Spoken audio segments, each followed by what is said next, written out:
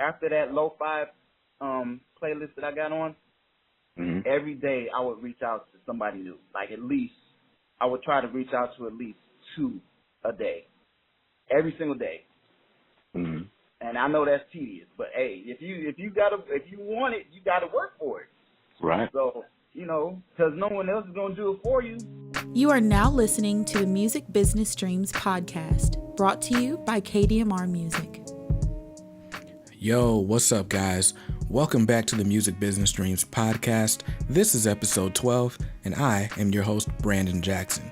So I'm super excited about today's episode. You just heard from today's guest, JFilt, and he was telling me about how he was able to get his music placed on over 30 different Spotify playlists.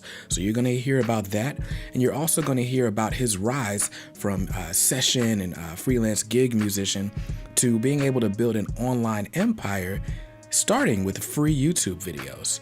So I'm really excited to get into his story and for you guys to see just how he's been able to carve out a full-time living by diversifying his income and how you guys can do the same thing.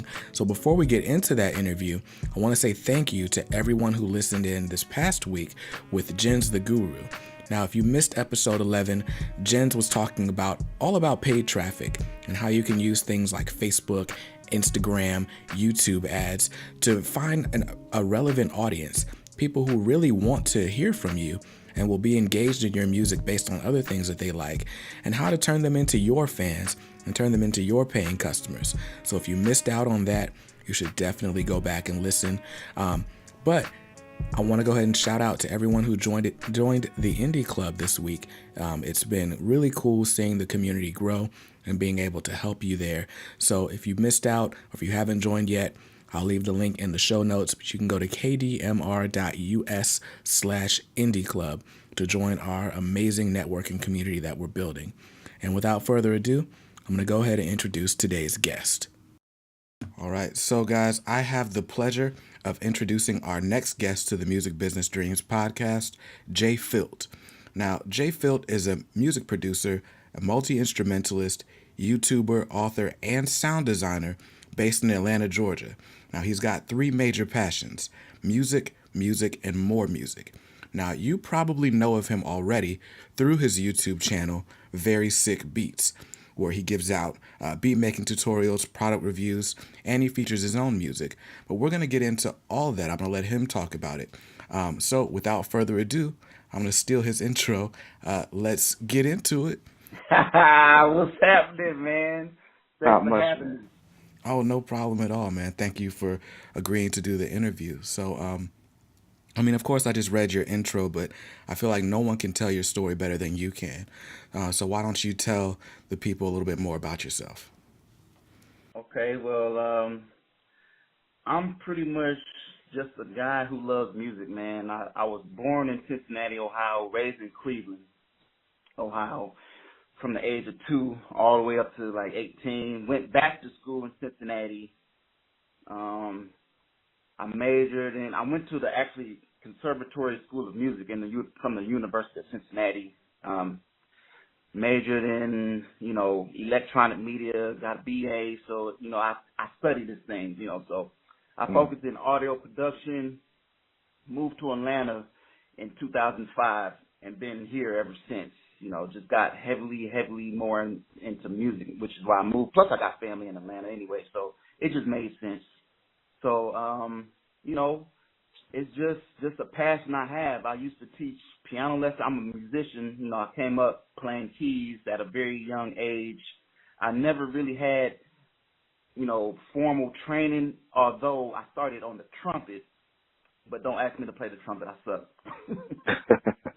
But, it just stemmed from that. I came up in a musical family. My mom was a minister of music at church. So, I came up just listening to her playing the piano. So there was a piano always in the house. So it just, being a little kid, messing around on the piano, curiosity. And then it just came up from there, man. Got you, man. That's what's up. So you went to school and studied music. And let's talk about that transition to Atlanta and how that came about. Okay. So when I was in Cincinnati, Okay. I started gigging, you know, because I'm a keyboardist, and I was actually like a freelance keyboardist. So I would get calls to play with several different jazz bands, R&B bands, hip hop bands in Cincinnati. Hmm. And while I was doing that, I started giving piano lessons, right? And I didn't even see myself doing that. I was just, you know, just just giving piano lessons all of a sudden, and I liked the fact that I was able to teach somebody something that I knew how to do. Hmm. And so stemming from that, I ended up moving to Atlanta just because you know, I was feeling like the music scene in Cincinnati was, you know, it just wasn't where I wanted it to be, so to Right. speak. So I just wanted to change the pace, basically. And I knew about Atlanta. I've been to Atlanta several times, came to visit.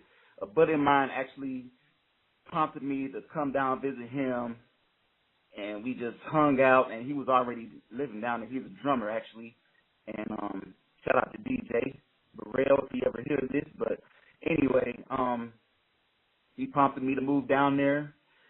A year later, I made a plan to just make that move, man, and I've been here ever since. So that was the main thing. And then with the YouTube thing, I started, you know, finding out that people was liking my videos of me teaching. So that was spawned off of me teaching piano lessons. I mean, I guess that was the transition. Like, okay, since you was good at teaching piano lessons, why don't you just teach beat making? It was just a natural thing for me. You understand what I'm saying? Right. Right. So So, I didn't even expect for any of this to happen, by the way. It's just like I did like my first video, I was just showing how I made a beat. That's it. hmm And then like ever since then, I started noticing people was liking that. So I was like, let me make another one and another one and another one. That was back in 2009, all the way up until now. I still do it. Got you. Okay. Yeah, I know I've been following your channel for a couple of years. I think it was the first video I watched was a J Dilla beat technique video. Okay, And okay. but it was such a rabbit hole because you had so many videos. So I went on from the J Dilla to the Q-Tip to the Ninth Wonder, and then it's like, oh, here's how to get some swing in your drums. And I was just like, this seems like there's a video for everything. And I don't even use an MPC, but it was just cool because I felt like if I bought one, this guy's gonna teach me how to use it. I've never met him before in my life. So that's cool, man. So you found this gift in teaching, and you know it started with you teaching piano. Now the whole time you were playing, you were also dealing with, or you were beat making as well. Yeah, I was. I mean, I would say I started beat making back in the 90s. So that was always a love. I would say probably more so than just playing keys, you know. hmm I just love creating something out of nothing. And I was creating before I even knew about sampling. I had no idea what sampling was back in the beginning. mm So I would just like take little, I never forget, I had a little sequencer, it was a small little toy Casio or something my mom bought me when I was a kid. And, you know, it had like the little rhythms and the little cheesy sounding patterns. hmm So I would just, you know, kind of make up stuff and melodies on top of those cheesy patterns. Back then, I didn't think it was cheesy. I was like, yeah. So, Right. you know, I was, you know, playing around with all that stuff. So that love started back then. So I always loved beat making. That was just a part of me for a very long time. Got you. And so with the beat making, what were your aspirations when you got started? Were you trying to just be like a major beat maker for a major artist, or was it Well, something that's you what just you No, wanted? wanted. I just wanted to do it. It was just something fun for me. It was, you know, it was music. I love music. It was just a hobby, you know. It was just something that I enjoyed doing. I mean, I did all the regular kid stuff, but then when I was home, not playing outside or not playing or watching TV or whatever, I was trying to make music, man, just out of fun when I was supposed to be doing homework. Right. Okay.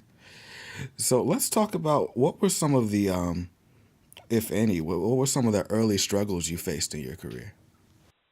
Struggles. I would say just trying to really figure out what my sound was, or, you know, really just trying to get outside of my head into the music. Because I would hear it in my head, but then I would struggle translating it. So that was actually a struggle for me, because my mind was always going different places. Like, what is this? What is this? How can I get it out? You know, so that was a big struggle.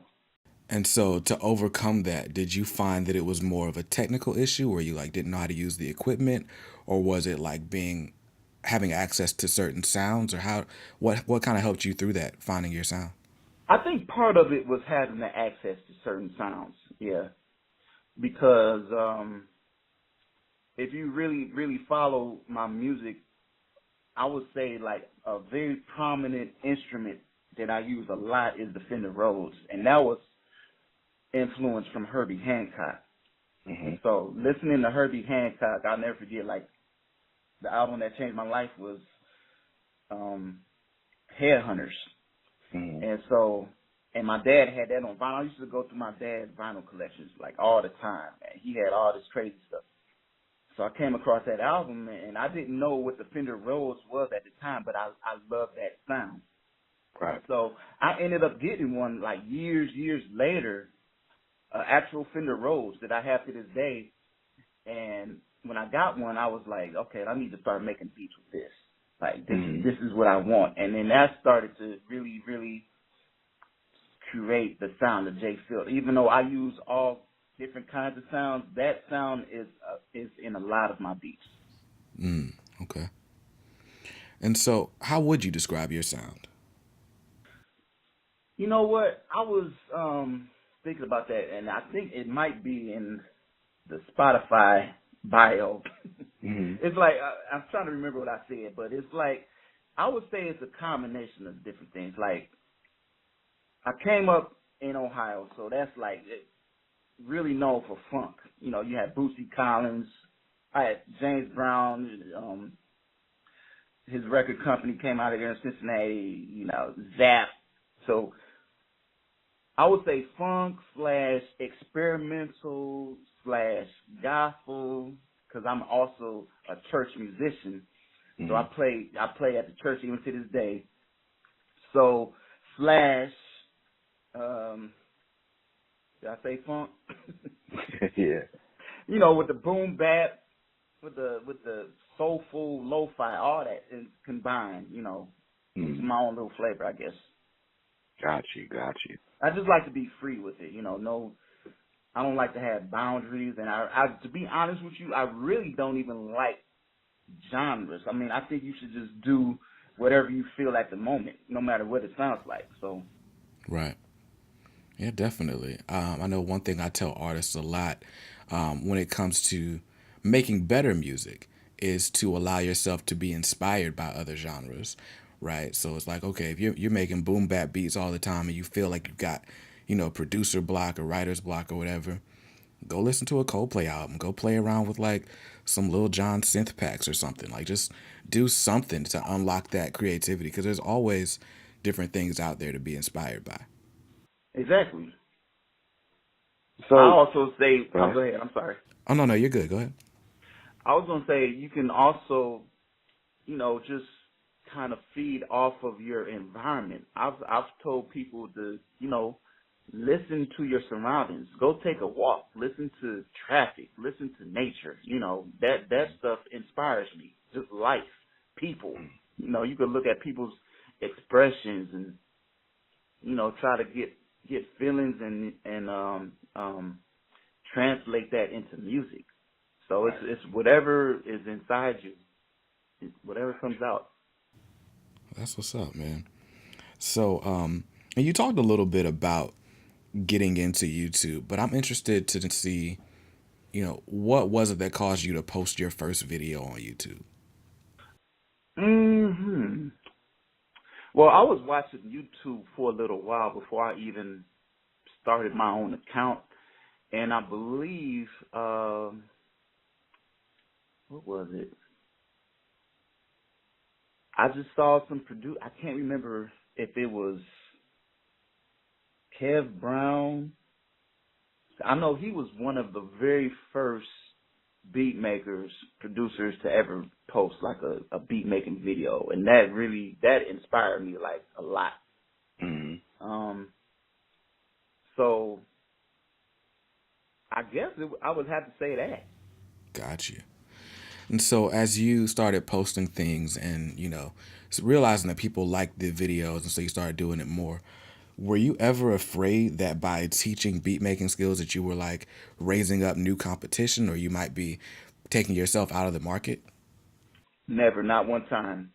I feel like everyone is an individual, no matter what techniques they learn or even if they, so to speak, copy someone else's style. I'll give you a perfect example. If you have 100 producers and you give those 100 producers a sample to make a beat from, you're going to have 100 different beats. I mean, you're going to have some that's similar, I guess, but you still going to have 100 different beats because everyone hears things differently. Everyone has their own take on something. So I'm never afraid of like competition. I'm in competition of myself. That's the only person I'm in competition with. I want to be better than I was yesterday. Got you. Yeah, I feel like in hip hop especially, we have this thing where like we don't give away secrets. Right. I've always been against that. Like, and trust me, I get plenty of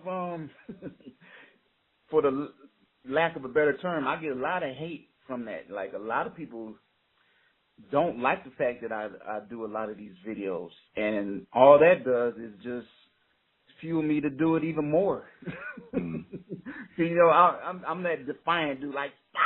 I want to do it. Right. So I just keep doing it, man, and because I know it's helping somebody, and I know that someone is getting use out of it, man. So I don't even concern myself with those dislikes or whatever, people who don't approve of what I do. Mm. And what are some of the criticisms that you get? Oh man, you giving out too many secrets, man, and some people might be playing around, but then I know other people might be serious about that. Like, and why are you giving all this stuff away? Dilla would have never did all this stuff, Mm. I'm like, thanks for watching, thanks for taking the time anyway. Right. That's why I say on some of my videos, like, you can like, you could comment, you can dislike. That's fine with me. I just appreciate you giving it a chance. Because somebody wants to learn something, so why not? Like, okay, because when I first started, I was looking for videos on how to do something, and I couldn't find it. So and that's the reason why a lot of people get on YouTube. Is to get informed about something or to get entertained, right?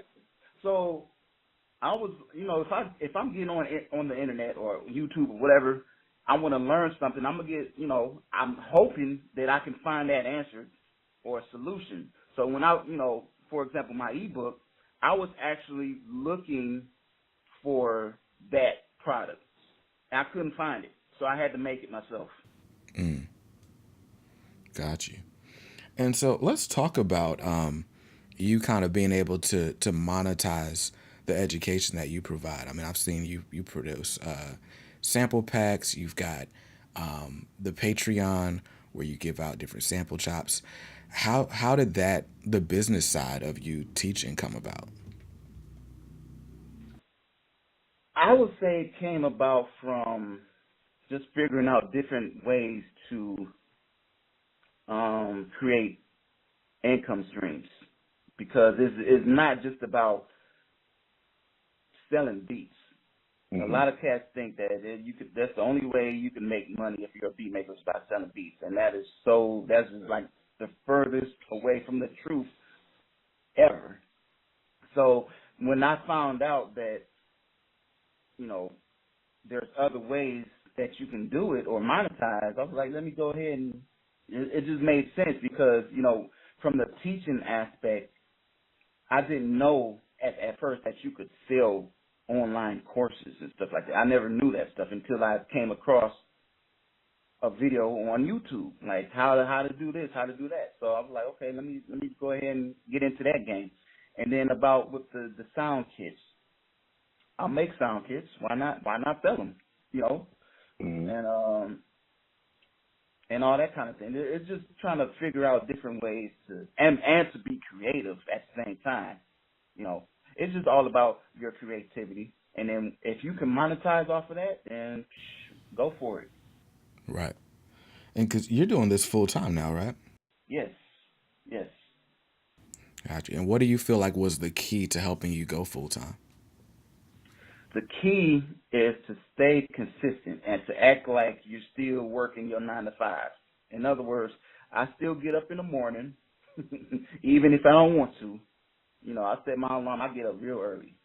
And then just go at it. Just go hard. You know, you can take a break, take lunch or whatever, but stay consistent and stay to a plan. And that's what I did before. Because before all this, I tell you straight out, I was working for this transportation company, and I was driving like senior citizens. I used to drive one of those non-emergency vehicles, you know, and take people to doctor's appointments and stuff like that. And it was kind of like, I don't know what you would call it, Uber for senior citizens and mental health patients. Gotcha. But anyway, and believe it or not, I used to drive like a shuttle bus, so, you know, with wheelchairs and everything. So I was always into serving and helping people. And I did that for like 5 years. But in the midst of me doing that, I had a plan to go full time. So in order for me to do that, I had to write down what I was going to do, save up, and then just go for it. And that's what I did. And never looked back since. And let's talk about that early plan. What were some of the steps that you had written down on your action plan? So what I did was I said, I'm going to put aside some money like every month, like from my paychecks, because I wanted to build a cushion. That way, if everything was to just hit the fan, I need to go get another job. Right. So once I hit that cushion, I was going ham now. I was still hustling. Like, I was still working my 9 to 5, but at the same time, I was still building my website at the time. And so once I hit that cushion, I was like, okay, now it's time. And it was faith, you know. I just had to stay consistent, put my faith, don't just worry about it. Just work hard, and it'll happen for you. So, got you. Okay. And so for someone else who wants to run like an educational business online, what tips would you have for them? I would say find out what you're good at, right? And just stick with your strengths. You definitely want to teach something that you definitely know, because people won't go to you if they know that you don't know what you're talking about. I mean, what's the point? So that's the first thing. You got to establish what you're good at, and then if you want to teach, I guess, to find out where those people are. You have to find out where your target audience is, and that's through social media and just following other people that teach. See what they do and try to reverse engineer it. Right. So. And so who were some of your influences in that space? Oh man, you know what? There were actually people outside of beat making that I looked and followed and got inspired from. I would say one of the first was let me see. There's a young lady by the name of Maddie James, and she's in Atlanta, and she's a blogger, so she deals with like fashion and makeup and all that kind of stuff. But it's how she does it that caught my attention. So I started following her techniques, and I was thinking to myself, like, I could apply the same things that she's doing, except from a musical aspect, right? Right. So I thought she's really, really dope. And then, like, you got your Gary V, obviously. He's just a monster, man. You know, he's like I call him like the king hustler. Right. So stuff like that, man. People like that, I guess, it really, really inspire me. Got you. And so all the while you've been building this online community and this educational business, you've still been working on your own music and putting out, your own creative projects. I was on I think it was the Lush Lo-Fi playlist, and Aura came up from Nodville. And I was like, oh, it's JFilt, right? And so it's like you've been doing all this on the side as well. Can you talk about, building your personal brand or your personal music brand outside of education? Yeah, sure. Well, for me, I personally have a little chip on my shoulder, to be honest. And that's because, and I may have done this to myself, a lot of people know me for the YouTube videos, but they don't really realize that I make like my own beats, and so I'm like, even to this day, I'm working on like really, really kind of balancing that.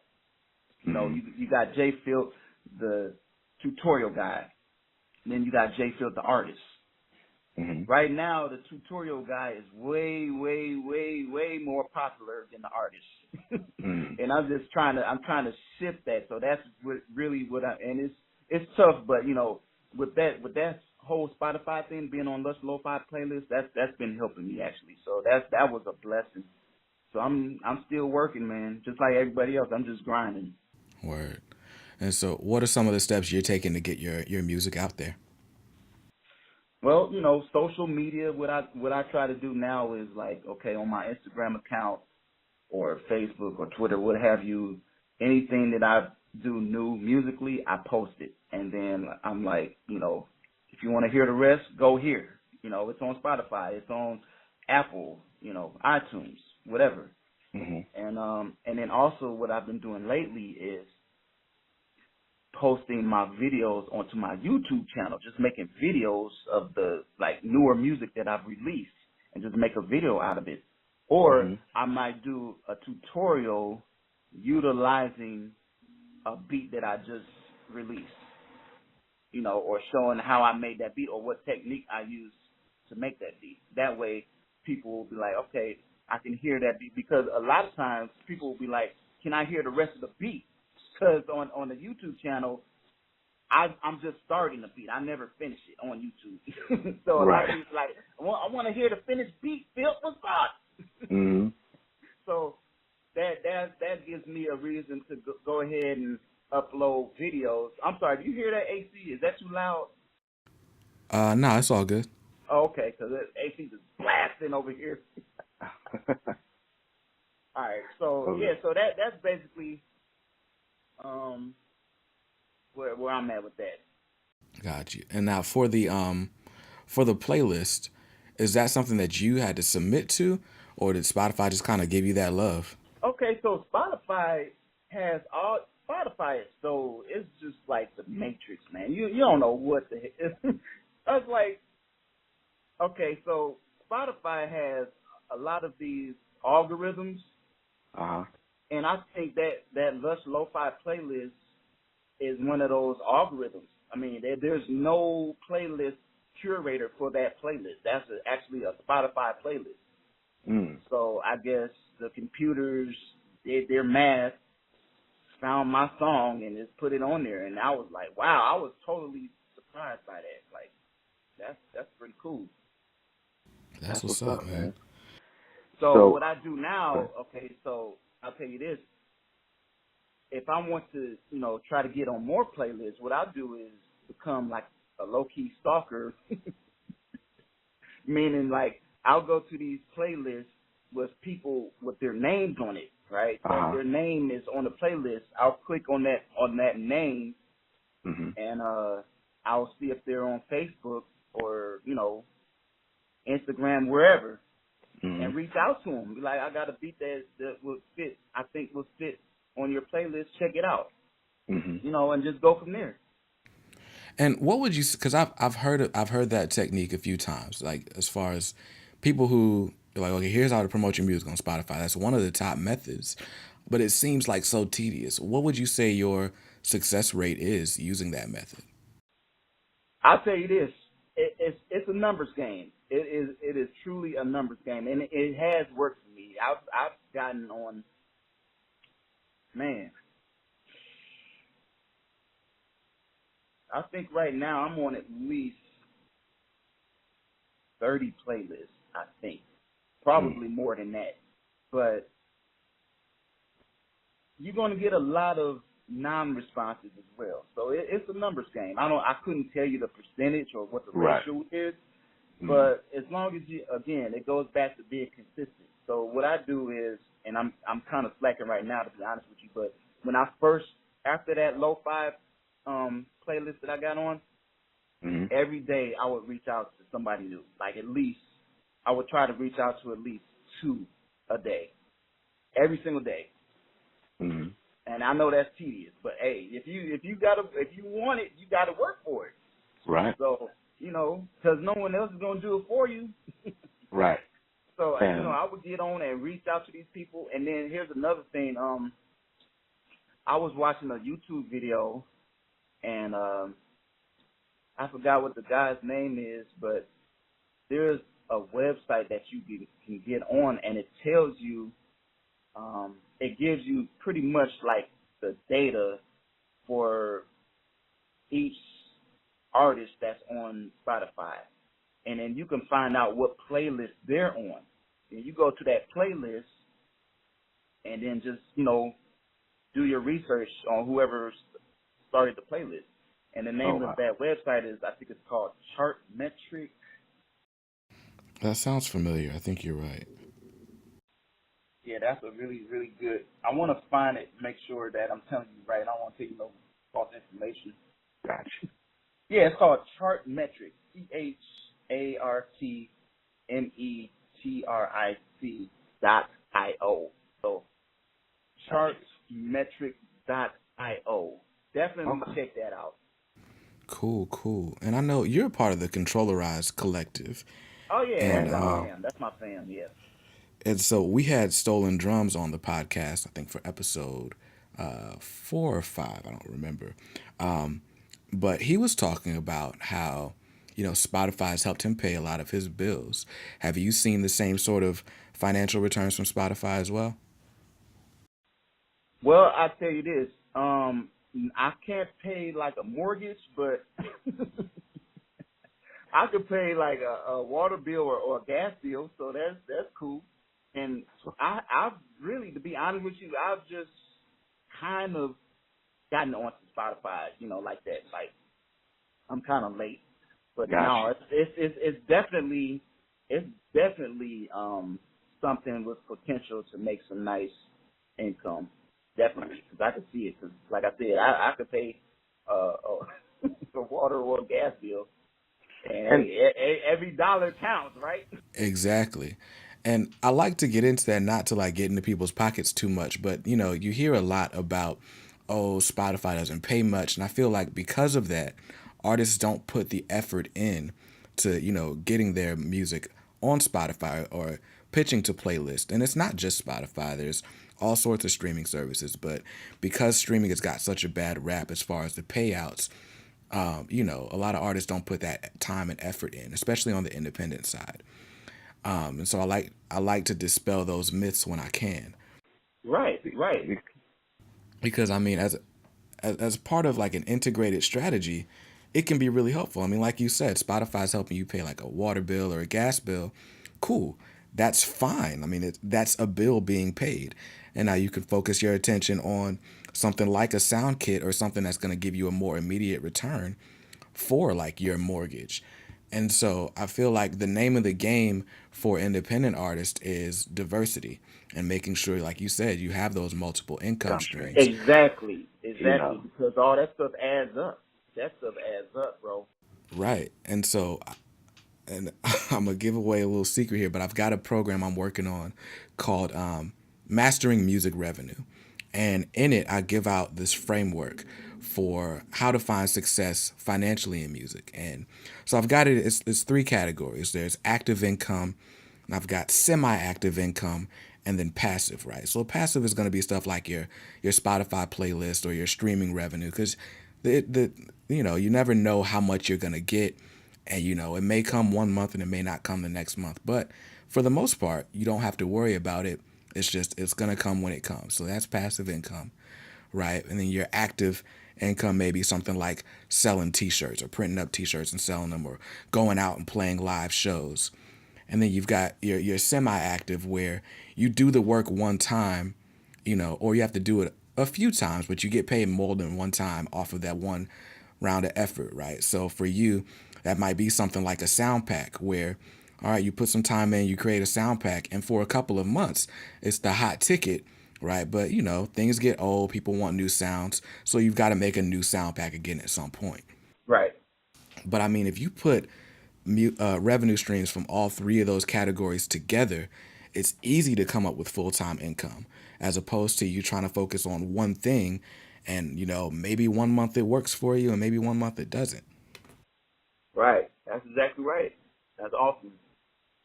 And again, it comes back to consistency. Like going back to the Spotify thing, I think the reason why people may feel like it's not even worth it is just because they're not putting in the effort. And the thing that I've learned about Spotify is people are always especially curators, they're always looking for new music. So you can't be like making one beat a month Right. and expect to be like, yeah, man, I need more money. I'm not, and no one's playing my music. It's like, okay, you need more music. Right. Put it out, and then the more you make, the better you get. And then once you got some hot stuff, man, it's gonna get picked up. Right. Definitely. So you just stay consistent, reach out to folks, man, build those relationships. People aren't really putting in the work, man. You got to put in the work. Definitely.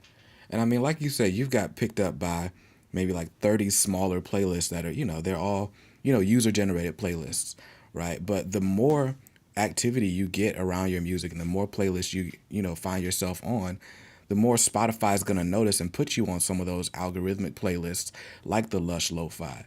So, I mean, it's always worth it to do that work, because you never know who's listening. Right. You never know who's listening. And that goes for all your social media as well. Like, you never know who's watching.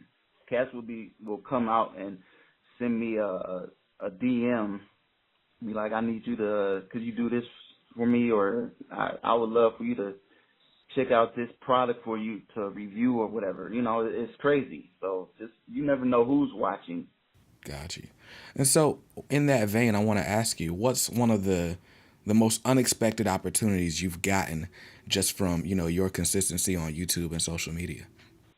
I would say one time I got contacted by a university. I think it was Arizona University. One of their teachers reached out to me, who follows me on, I believe, Twitter, and watched my YouTube videos. Long story short, they wanted me to conduct or to allow them to use some of my videos for a beat making music program that they were building at their college. Wow. And then they would pay me for it. And I was like, yeah, let's do it. Wow, that is amazing. Yeah. So it's like actually on their website, like, and everything. And I wrote out like a couple of tips and everything, like documents, and they did everything else, man, and used some of my videos. So Wow. I thought that was awesome. Totally unexpected. Totally. Wow. So JFilt is a music producer, multi-instrumentalist, YouTuber, author, sound designer, and college lecturer. yeah. I guess. Well, internet version. It's all, hey, college is college, right? Hey, yeah. But that's cool, man. And so, I mean, I think if the listeners don't take anything else away from this conversation, it's just maintaining that consistency. And we end up talking about consistency every week. Everybody I interview kind of says the same thing in that way. Like, look, you never know who's watching. I didn't know this person was listening, and it got me this opportunity. So just keep putting stuff out there. It seems like you might not be reaching anyone right now because, we're artists. We all have the most lofty expectation for ourselves, right? You might put out a course and you're like, I'm going to sell 100,000 courses. And it's like, you only sold 10,000, which that's still a lot of people. And again, we may know something about our audience on the internet, but you really don't know who that is on the other side and what connections they have.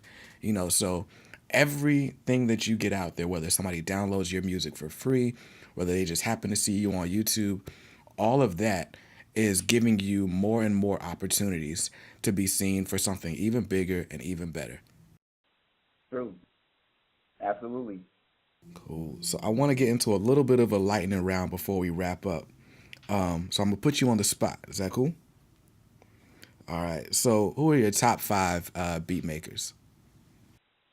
Top 5, no particular order, just top 5. Okay. Q-Tip, RZA, Dilla, Mm-hmm. Knots, and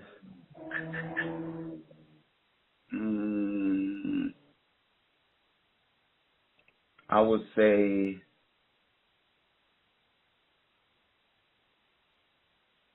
Madlib / I know this might not be fair. Madlib /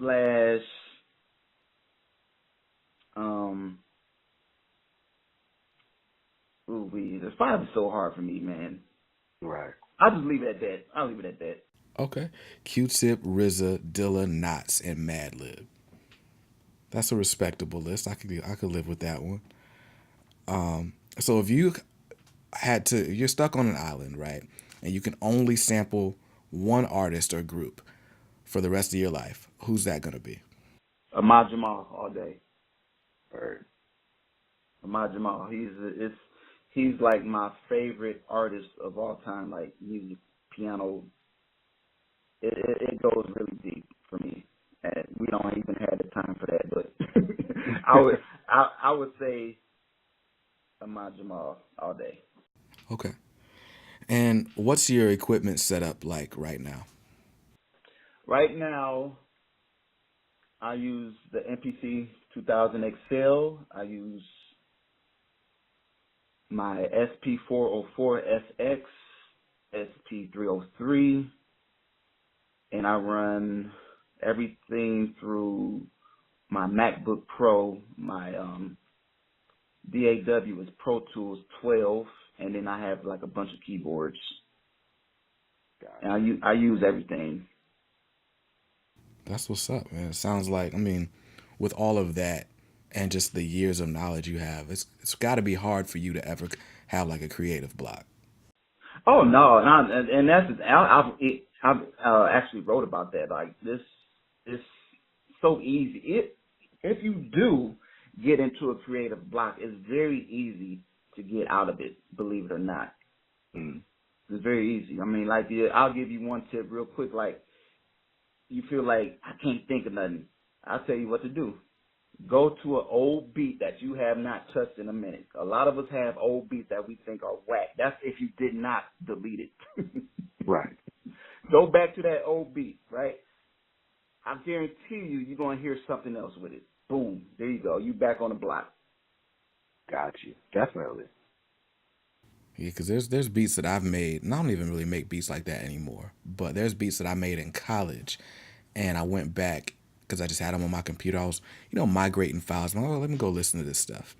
And it's like, okay, the foundation of that wasn't bad, but that bass line was terrible, right? So, you might go pick a new bass sound. You might switch up some drums, but it's like, there you go. There's an old creation, and you've made it new, and now you feel creative. So now you can go out and do something else, too. Mm-hmm. All right. So are there any last-minute tips you want to give out for any artists or producers that may be listening and wanting to be the next JFilt? Sure. I would say never be ashamed to promote yourself.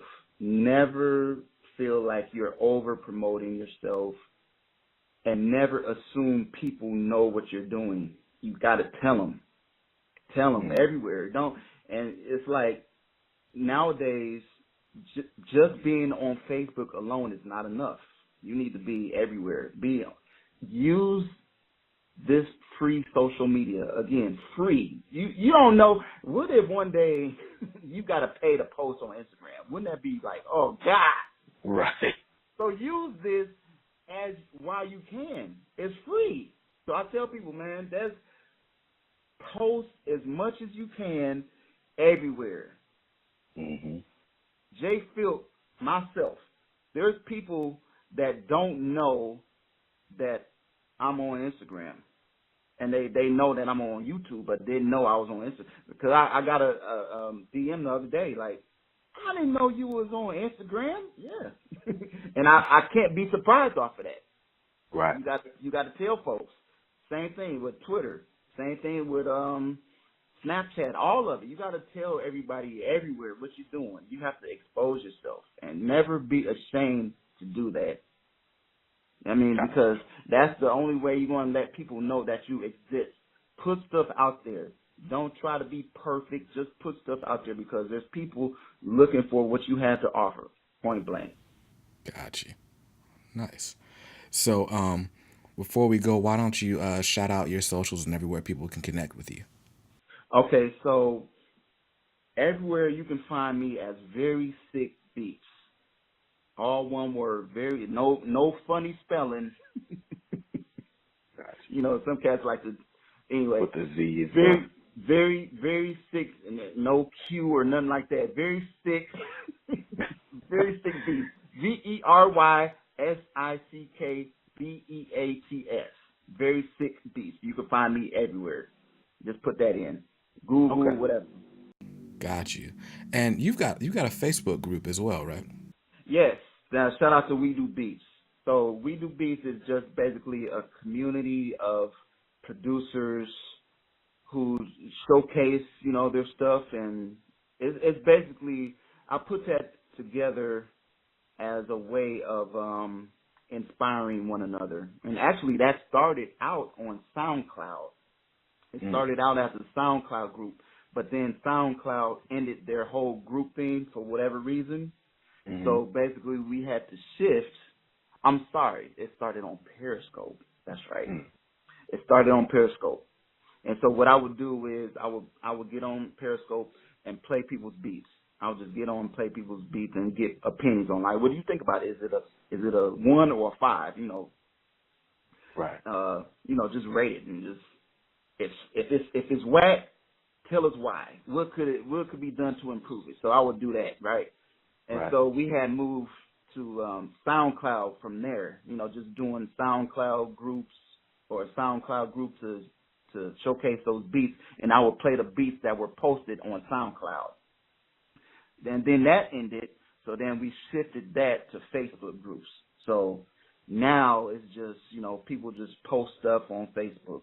And I'm trying not to make it a spam thing where just people just like, listen to me. It's really something I want it to be where people can inspire one another, like, or show tips, or even if it's a beat that you made, put it under a certain category, because every month what I do is I have these a monthly post of, go ahead and post your stuff. Boom, just put it right there. You got a new project you put on Bandcamp or Spotify, post it right here. And we also have a Spotify playlist called We Do Beats. So I encourage people, go on there, and I curated a Spotify playlist myself. Okay. and just drop a link. I'll listen to it. If I think it'll go with it, then I'll just go ahead and post it. Right now, there's like maybe 70 beats on there. Nice.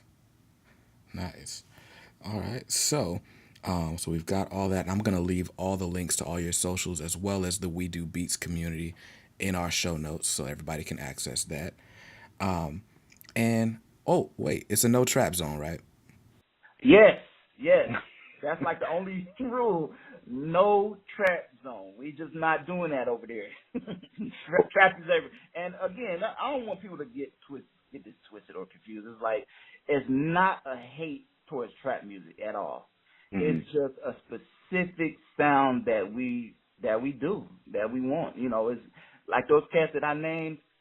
It's in the vein of that. You got your Nice Wonders, your P Rocks, your Premiers, that boom bap, that golden, that soulful hip hop, Right.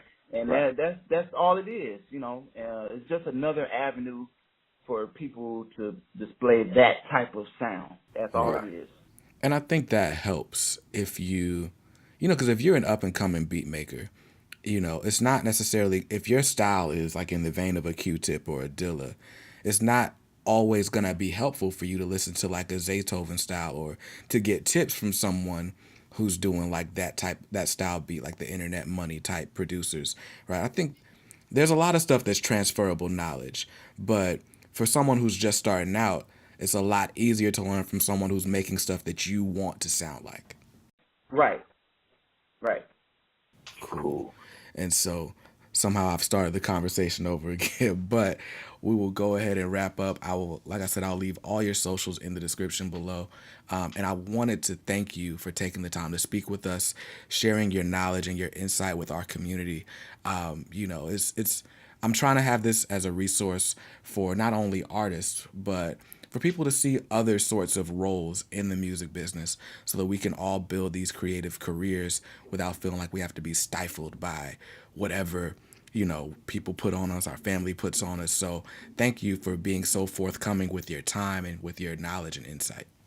Oh, my pleasure, man. I'm sending peace and positive energy like always. And that is going to wrap it up for today's interview. I'm super excited that we were able to talk at such length and in such great detail about the steps that JFilt has been able to take to establish his own lane and to establish his career, to make money full time. Now he's still traveling and reaching toward his goals as a musician, but just being able to take a crack at this every day without wondering where your next dollar is going to come from is a huge blessing, and it's a huge weight off his shoulders while he pursues that music career. So don't be afraid to teach things to people. You've got a skill set that you can use to make money right now. Even if your music isn't selling, even if you're not topping iTunes charts and things like that, there are certainly ways to make money in music, and JFilt is one of the people doing that every single day. So if you want to join our community and get some support, again, join the Indie Club on Facebook. I'm going to leave the link in the show notes. That way you can reach out to us. You can join the discussion that we have all week long. And stay connected with me. Follow us on Facebook, on Twitter, on YouTube, at KDMR Music for all of those. And I'll see you next week with another episode of Music Business Dreams.